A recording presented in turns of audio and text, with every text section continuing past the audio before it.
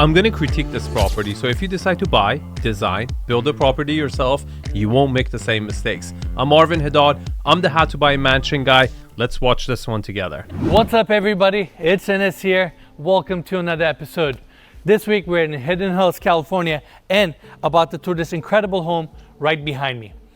Designed and built by 𝗦𝗨𝗕𝗦 LA. This house was built by 𝗦𝗨𝗕𝗦 LA, the same architect that Enes has done a ton of videos about. And this particular property sold for $17.5 million before he even hit the market to an NBA player, Ben Simmons. And he ended up selling it at auction after a few years of owning it for $12 million. In this video, you're going to find exactly why this guy lost so much money buying this property.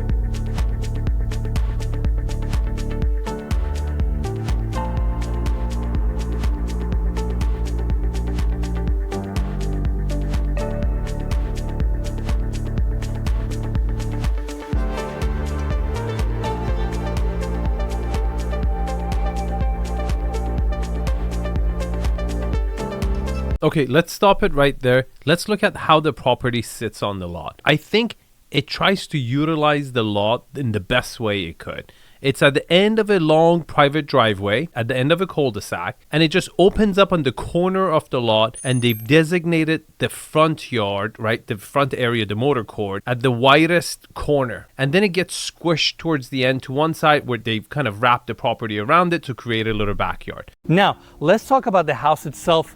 Beautiful modern barn house architecture. Okay, this is modern barn house-ish, but to me there is like an element of Gothic cathedral ceilings to it. Okay, pay attention. It's a little like very vertical. It has that like cathedral vibe to it and the darkness of it. So it's not your typical barn house that you see a ton of in the Hidden Hills area. I love the brick facade in the center, complemented with these vertical reclaimed siding details. Like you can right away kind of tell that this is the same architect that, you know, built all the other house that I've had videos about. If you're a subscriber to the channel, you've seen all the other videos. Even from the outside, you can tell it's noble architecture. Now, you could argue he's establishing his own style. The problem is this style is already aging, right? Like, it's not a timeless style. This is not a style that you will plant your flag and own it over 10, 20 years. You know, it's not like a Richard 𝗏𝗏𝗏. He's executing this style, the modern barn house, in the most exhibitionist way. I don't know if it's so good to be identified as a builder or an architect with one style that is going to be considered a fad in just a few years. And as we come to the entry, we have tile floors here, canopy design above with a turnbuckle steel detail, and a front door right here. Okay, overall the frontage, it's decent. Considering it's an end of a cul-de-sac, private driveway coming in, and kind of a corner entrance, not really that central motor court, but enough frontage. I give it a 7.5. What's a little bit disappointing is the entrance to the house is not this central location. You have to reposition yourself to get from one side in to feel that volume and continuity. You will see once we go inside why the front door is kind of skewed to this side. All right, everyone, here we are at the entry. Right above us, we have beautiful modern light fixtures, more of the darker tones here. And on the floors, we have these 4x4 Pietra gray marble slabs that we're gonna see throughout. And that entry takes you to this hallway here with these beautiful rift oak wood paneling. Okay, so far, not bad. It's a little foyer, right? You see a glimpse of the outside. I really like the wood paneling. I think it's beautiful. I think what 𝗦𝗨 does really well is customization. He's really, really good at fabricating and designing his unique pieces. The problem is that all his properties just look the same. Once he kind of figures out a style, he just carbon copies it all over the LA. It's a little, how would I say, not bespoke in that way where it's bespoke work, but it's just saturated, right? And I don't think people in this price point want a carbon copy of their house somewhere else in LA. As we follow this hallway, it opens up to the grand formal dining room. Okay, that's a little bit strange, but first, let's talk about the grandness of this room. You're getting enormous amount of volume, but at the same time, it's a very moody, very masculine, again, dark cathedral. That's what I'm saying. Is it's not like your typical barn. The fact that you enter through the formal dining room is weird. The fireplace with the brass finish is really interesting. But it really, I understand the need to separate these rooms and create volume, but it's kind of an eyesore at the end, right? It kind of blocks the energy. And I just don't know if entering through a dining room is the best way. The reason I'm saying that is that he keeps doing this on other properties. There's another video, which I haven't critiqued yet, but it's in Hollywood Hills. I've actually showed it to a client of mine. The entrance to that property was also very strange, where the first impression is like, what am I in? Do I walk into a bar? Do I walk into a space? It was very strange. And again, the same element here is like that entrance formal dining room. Weird. Why am I walking to a formal dining room? That should not be the first thing I see. We have these chandeliers that are custom built for this home. Max, the developer, spent 70,000 euros per chandelier to get this exact look that he wants. So it looks incredible. It looks super, super geeky, cool, kind of gadgety, which I don't think it caters to the buyers in Hidden Hills. Hidden Hills, the Valley buyers, are different than your Bel Air, Brentwood, Beverly Hills buyers. Valley's a little bit more conservative, less, I would say, extravagant in experimenting with styles. This is very much so an LA, Hollywood Hills style than a Hidden Hills family vibe, family neighborhood vibe. It brings that modern element to the barn design. For sure. I don't know if it's a modern element to a barn design. It brings a kind of a Batman element to the barn design. That's, to me, it's too gadgety. And right behind Mikey, I'm gonna go this way. We have the wine wall here, temperature controlled, again, complementing the dining area. And around the corner, this is unique. We have this door opening up, again, seamlessly built into the paneling. You get your chef's kitchen. I mean, this is full commercial grade. Yeah, I mean, they've hidden it. It's just like a serious chef's kitchen, right? It's like to the bones, no messing around. I wish I had an island in the middle. I think that would have came handy. But, that's the chef's problem. So you don't have to deal with that. All right, now, I want to take my time to talk about this incredible gas fireplace assembly. I don't want to just call this a fireplace. Okay, let me give credit where it's due. Max, beside fabricating these really cool pieces, is also very good at executing the palette that he thinks is good in the right way. Okay, now I don't think this palette is right for Hidden Hills, but if it was, this was not a bad execution of it. The dark wood, the lighting, beam finishes, the metal, the dark floors, they're not too many colors. It's dark tones and dark wood with lighting. The pop is the chandelier. Simple, consistent. So you might disagree with the choices here for the demographics who actually buys, but as far as if it was the right choice, the execution is really good. The quality is good. Craftsmanship is good. And the palette is good. It has this beautiful floating design. Again, all fabricated with the same 𝗕𝗄 gray marble that we're gonna see throughout. Right on top of it, it's clad with this solid brass. And initially, when I had a chance to talk to Max, he told me that he was gonna do flat panels. Then later on, they added these grid sections to kind of match the architectural details of the home. We're gonna see a lot more of these grids throughout. It ended up looking like this. Beautiful. Again, I wouldn't pick this for my house, but his execution of the idea, from the color of the furniture to not getting it too busy, right? It's soft, it's pleasing to the eye, and he does a good job bringing it. I mean, not that many people would bring a brass piece this big into a residential project and try to match it with dark beams, I think metal beams, and dark natural wood. He took the risk. He delivered. It does not look bad to my eye. I would not want it in my house, but he did a good job executing his vision. You got to give him that. And this thing, Mikey, check this out, weighs 6,000 pounds.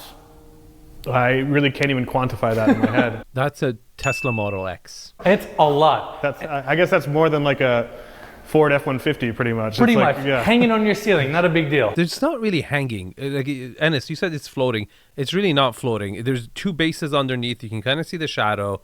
It's not really hanging. It's columns attached, not floating. And right on the other side, like I mentioned, we have the formal living room area. Okay, huge formal living space. I just don't know how often it would get use. I think the formal living space is fantastic. I think the volume is great. The scale is good. The double exposure is fantastic. It's really, really good. The palette is right. But I really don't like the entrance to the house. I really don't like the experience of seeing it after seeing the dining room. I wish you could have seen this earlier. So it really questions where they've placed the front door. I think this could have been a great wow factor after maybe a foyer. And then you look to the right and you discover the dining room as a secondary wow factor, because the dining room is so loud. It draws a lot of opinion. I don't know if it's the best thing to see right away. This, I think a lot of people can take this. I think a lot of people would be fine with this. We have the sliding glass doors opening up the small outdoor patio space. These doors are Fleetwood and they're also automatic. Yeah, really nice. Throughout the whole house, they're automatic. Okay, great. Again, indoor-outdoor flow is there. Natural light is there. A great formal living space as far as volume and space goes. Again, I'm not a fan of these finishes for a house in Hidden Hills or for myself. Now, secondary hallway, again, super wide. Same rift oak wood paneling on the walls.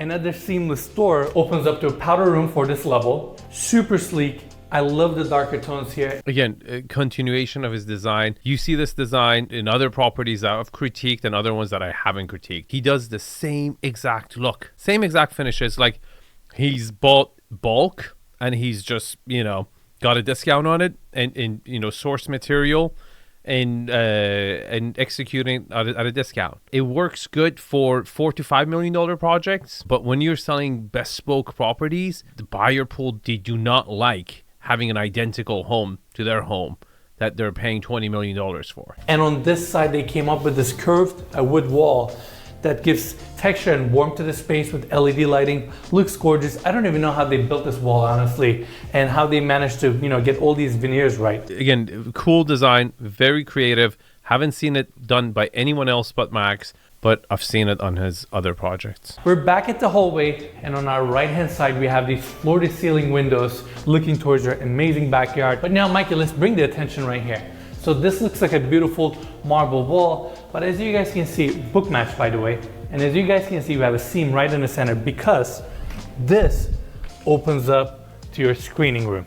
Okay, I'm 90% sure. Behind this wall in the movie theater, if you would have put a front door over there, you would have entered center to the property. You would have seen the depth of the yard. You could have turned right to see the formal living space, and then behind it, the dining room and the chef's kitchen. And if you would have gone left, you would have seen the family room and whatever we're going to see later on in the video.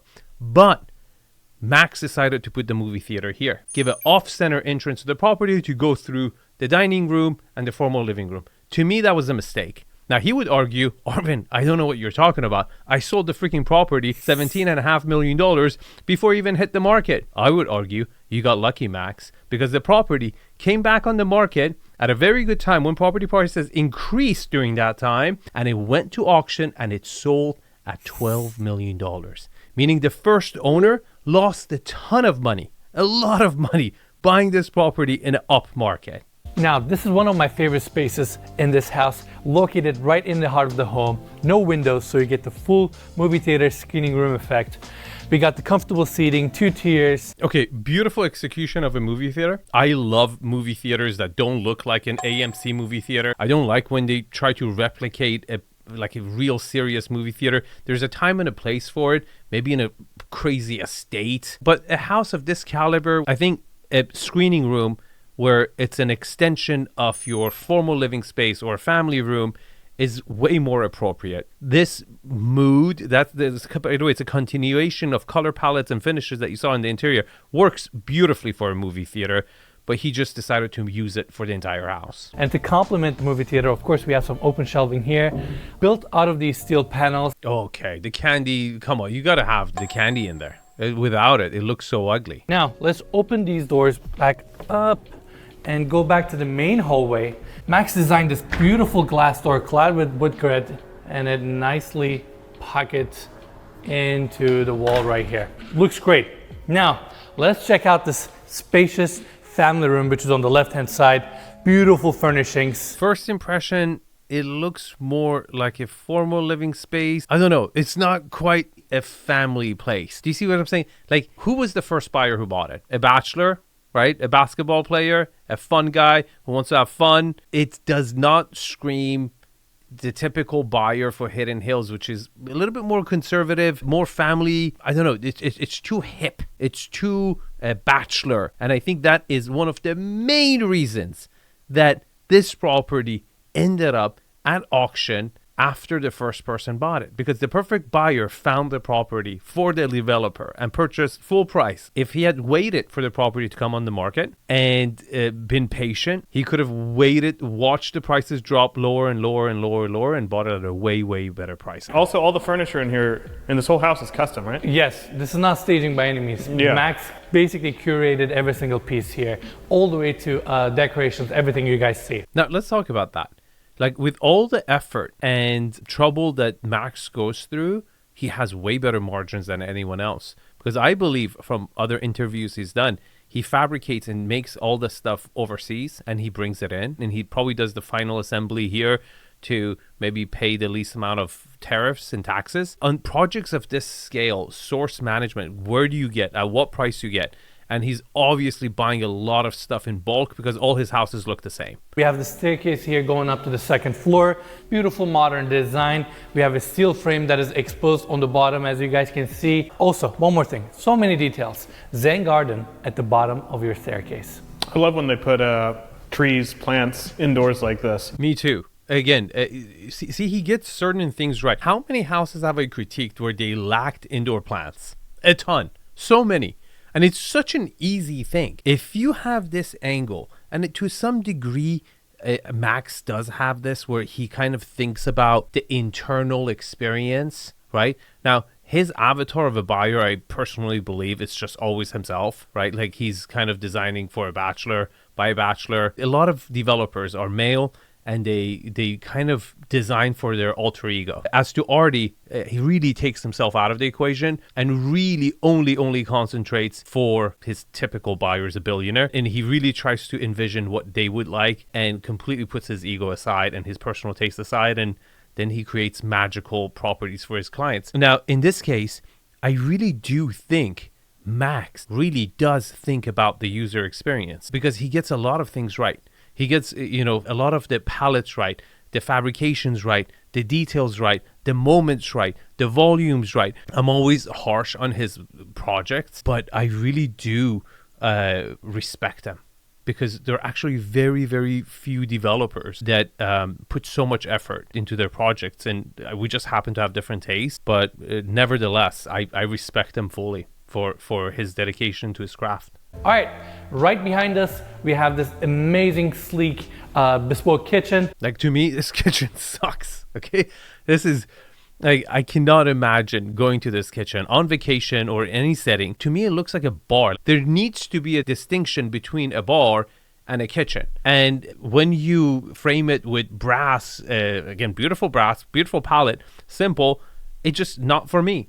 Here we have the paneled-in fridge. So you guys saw the brass-clad gas fireplace. Well, in this case, upper section of this kitchen, by the way, beautiful Miele fridge, is clad with the same brass-clad that the gas fireplace has. Okay, see, again, credit where it's due. Who the hell would match brass with dark marble in a kitchen? And actually, optically, it looks okay. Like, again, I wouldn't do it, but it doesn't look weird. It doesn't look bad. Someone paid full price. Like, it's perfect buyer, right? Very thin buyer there, right? Like, it's not a big buyer pool in Hidden Hills, at least, for this product. So it does work for his target buyer.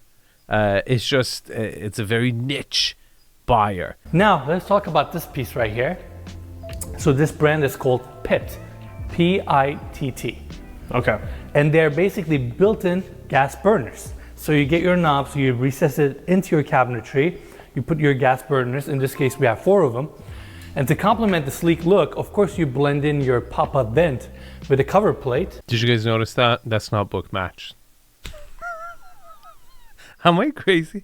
Am I the only one who like only sees the flaws? I swear, like, I don't see actually flaws. I just see how it could be better. And to me, like, again, this very seamless for a modern house, it would look cool, but having your, stoves sticking out like this, maybe it would look better in a lighter marble. I don't know. Now, last part. We have this hallway here on our left-hand side. This door opens up to the pantry space, some open shelving, and around the corner we have an office with a full bathroom. Okay, I like my offices tucked in, but that was more like a house manager's office. For my job, for like, you know, where I want to record and stuff, maybe it would work because I don't care about any windows or anything. Like I just want somewhere, a dungeon to do my recordings and focus and nobody to find me. But that's a pretty uninspiring office. Now that's it for the interiors, but just like the formal living room area, we have the Fleetwood glass doors here that are automatic, pocketing into the walls, opening up to the outdoors where we have the incredible backyard, pool house, and arguably the coolest guest home we've ever seen on this channel. Let's go check that out next.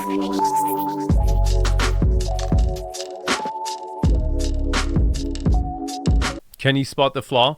I give you guys 3 seconds. If you're a subscriber, you know this. I sometimes pause the frame and ask my audience to spot the flaw because it's a muscle you have to exercise. This is the easy one. 3, 2, 1.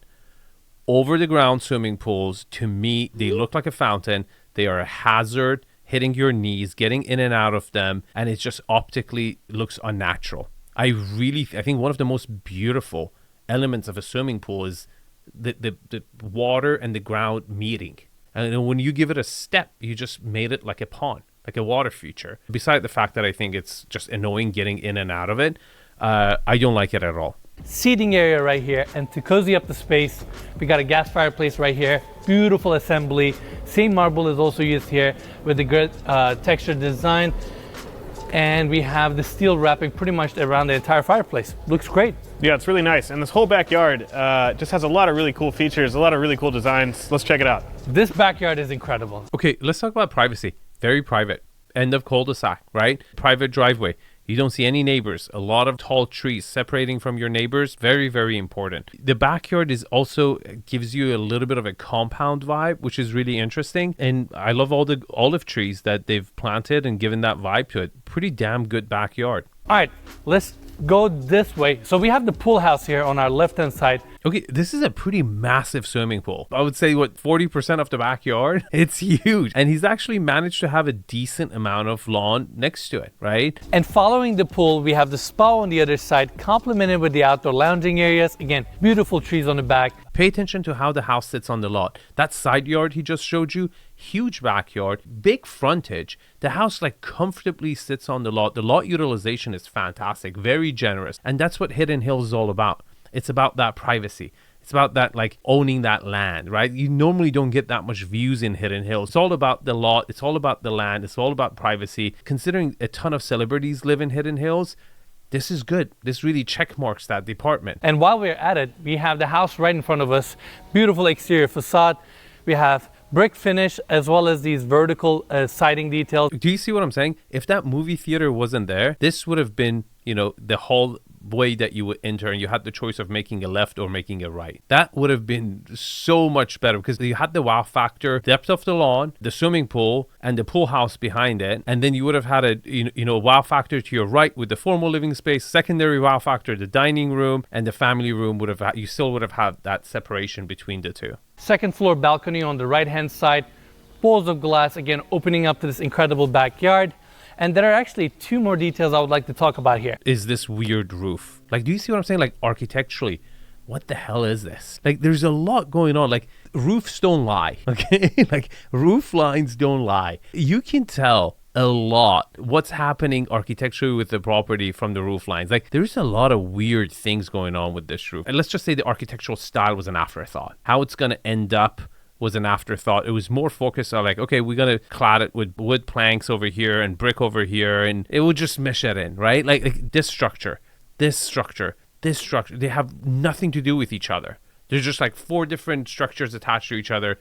It just looks, the back facade looks so weird to me. Mikey, can we get a close-up on this brick? So this has more of a linear and kind of a shallow design. This brick actually was made in Germany. And I personally like German brick because my old home in Texas had German brick. They're super durable. They never crack.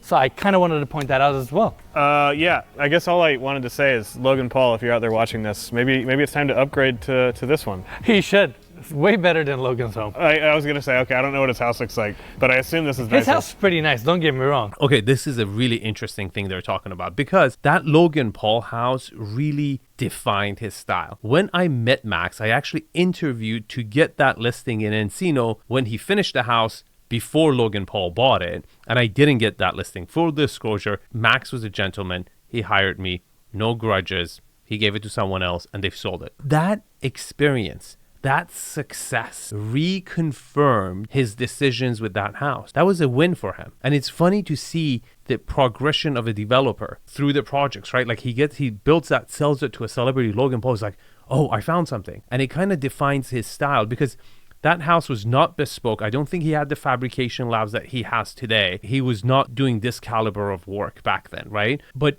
you can see the elements of that house is still continuing in his design and is defining his style. Now, interestingly, Logan Paul has since sold that house. And it took him a very, very long time to sell that house, which goes back to my point that the resale value of what Max Noble creates is not that good. As much as I could respect his craftsmanship and style, I personally don't think the work he's done so far has had great resale value. We have a nice retractable canopy design here with this steel awning frame, and sliding glass doors on both ends opens up to the pool house.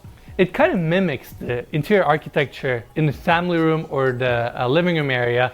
Same vaulted ceilings with the exposed steel beams. Like, I mean, I can totally see like any athlete buying this house and it found its buyer, right? Perfect buyer. Such a hip, cool house. Again, I'm not surprised an NBA player bought it. I don't know if I pointed this out earlier.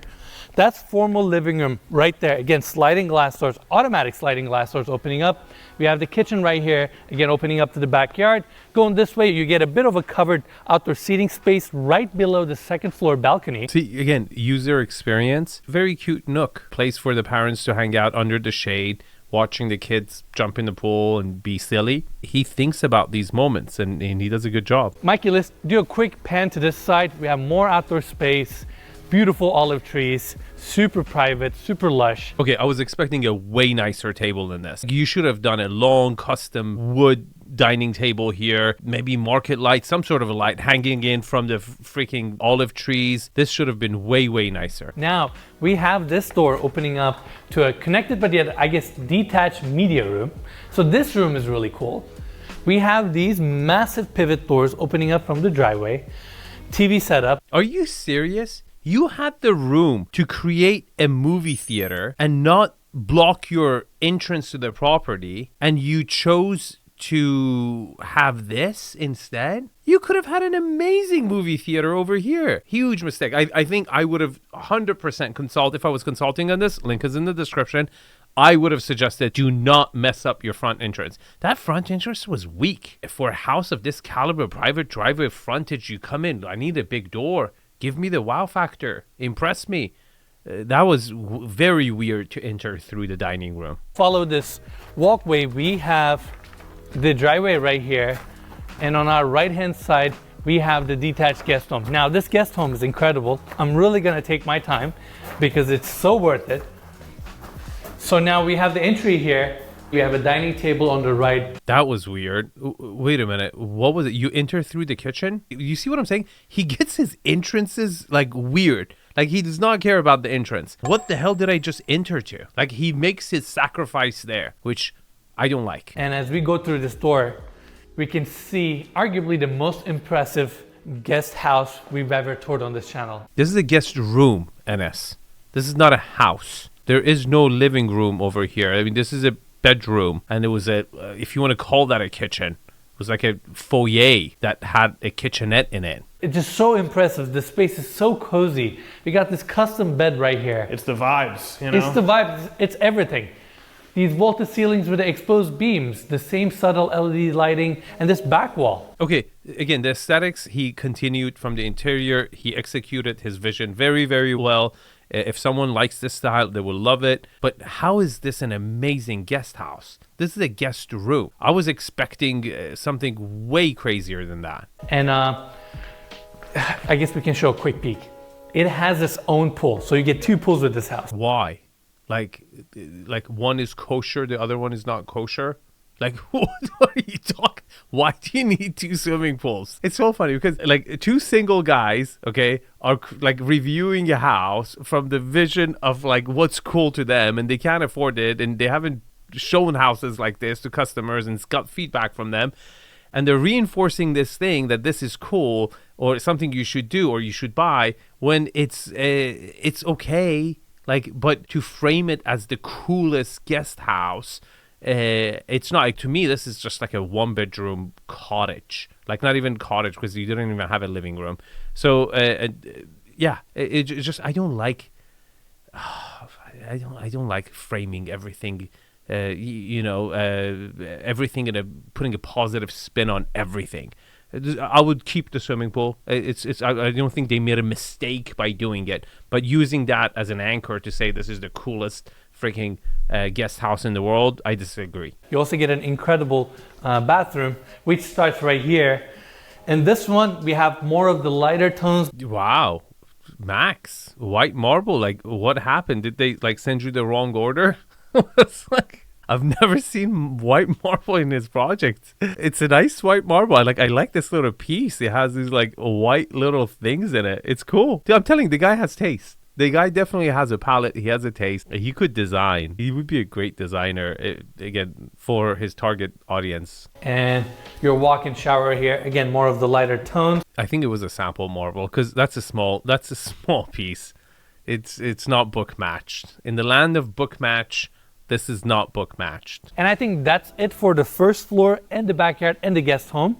Now let's go back into the main home, take the stairs, and go check out the second floor. Before we go to the second floor, did you notice what's missing from the first floor? There was no secondary bedroom on the first floor. Of a house this caliber, sometimes, if there is a grandma coming in to stay with the house and you don't want them to stay at the guest house, maybe because you converted it to something else, it's always a good idea to have one bedroom downstairs. If it's a junior master, even better. Here we are at the second floor landing. On our right hand side, we have the primary bedroom suite. But first, let's take this hallway here and go check out all the bedrooms. Okay, before we go into the first room, what happened to the black paint? Did they run out? Like, it all became white here? Like, it seems like two different houses. Did you notice that? And then the gray floors that looked cool next to the gray stone and the darker features in the lower floor, they don't really work and bring the warmth to this floor. It would have been appropriate at some point, if you're going for a different color palette, would have gone with white oak on this floor. This one opens up to the first guest suite on this level. Bed is situated on the left-hand side. Room gets ton of natural light. We have the sliding glass doors right here opening up the Juliet balcony. Look at the closet in a guest suite. This is incredible. All decked out, everything's built out. Okay, to be fair, people don't spend that much money in secondary closets, even in this price bracket, right? Again, he's taking it to another level here because he could have got away with less. Now, I'm not saying like leave it empty at this price bracket, because you shouldn't. Maybe on the $3-4 million home, you could get away with it at the right location. But at a property of this caliber, you really didn't have to do all the built-ins. You could have had the closet simple and, again, not as bespoke as he did it. So well done. We have the full bathroom here. Marble tones. This time we have more of the lighter marbles. Okay, completely a different house upstairs, right? Completely a different house. It looks so different than downstairs. Back to the hallway. Again, we have all these windows. Okay, the hallway, 2 feet too narrow. Two people should comfortably be able to walk past each other or together, shoulder to shoulder, two adults. You can't do that in this hallway. And this is the second guest suite right here. Same white oak hardwood floors are also here. I don't think those are white oak. White oak looks different. It's more like natural wood. This is like gray oak. Now, we might as well go to the third bedroom from here. This one is actually a little bit bigger. I love the art throughout. So again, as bespoke and detailed the lower floor was, second floor so far, all the bedrooms, secondary bedroom has really dropped. I'm sure he's going to go a lot more, bespoke with a lot more details in the primary bedroom. But as far as the finishes in the actual bedroom goes, he's kind of put his guard down. Right at the end, we have another bedroom here that is also very spacious, looking towards the front of the home with a walk-in closet and a full-size bathroom. What happened here? This looks like a complete different house. Come on. Like, the color palette completely changed, and the finishes, just the bespokeness is like it completely changed. Now, let's go back to the sky bridge and go check out the primary bedroom. So I talked about this earlier. Okay, so there's a big separation between the primary bedroom and the guest bedroom, and I talk about this. The fact that they're on the same floor is okay. Now, typically, I like to have at least one other bedroom, a nursery, right next to the bedroom in case if they're having a baby, if they have a child coming in. But considering we're in Haddad Hills, it's a gated city, gated community, it's pretty damn safe. You still have all the kids on the same floor. I don't see it as that big of a deal. Let's check out the primary bedroom. This bedroom, as expected, is extremely spacious. King size bed right here. I like the padded back wall. I like this detail. I don't know, I just saw it here, but I love how they tucked in the tracks for the curtains right between the drywall and the window assembly. So it kind of looks a little bit more seamless, you know? It doesn't look seamless. In fact, I think the drywall, the window, and the track, they're all like playing the same instrument but with different notes, and they're not aligned because on the bottom it's not hidden. It actually looks pretty ugly. And I feel like this could have been an engineering flaw where in the plans it looked right, but maybe the thickness of material and the design, the execution didn't come out right. Again, it's a little like, I don't know what the hell happened. Gas fireplace, and these double doors, and I say double pocketing doors, open up to the primary bathroom. Super sleek. Very masculine. Again, very bachelor. Again, we went back to downstairs here. Darker tones, darker finishes. I really feel like after the Logan Paul sale, he's like trying to replicate, like he's like, oh, I found my avatar of a buyer. It's that bachelor guy. And he's just like, one success has kind of gave him goggle vision to this zone where I think he will be way more risk-free. If he starts designing for family, he will be a successful, more profitable developer because the demographic is wider, richer. This is risky. Designing these homes are super, super risky. Let's talk about this. These marble blocks that have been chiseled and polished to get this look. This is kind of his signature, sinks that he does in almost all properties. Really cool. Like the half-finished sculpture. Very interesting. And we have the mirror set up here with LED lighting on the back. Lastly, of course, this bathroom has a gorgeous walk-in shower, same marble. Everything is beautifully book matched. Steam controls here, rain head above, your controls on this side. Gorgeous walk-in shower that complements this amazing bathroom. You see, I don't think this was his best work. If you want to see his best work, click on this video. I think this was way nicer than this one and executed on this one, and it still haven't found a buyer. And I'm going to do a video on his other project, which could be over here. If not, this is going to send you to my second channel. Thanks for watching, and I'll see you guys in the next video.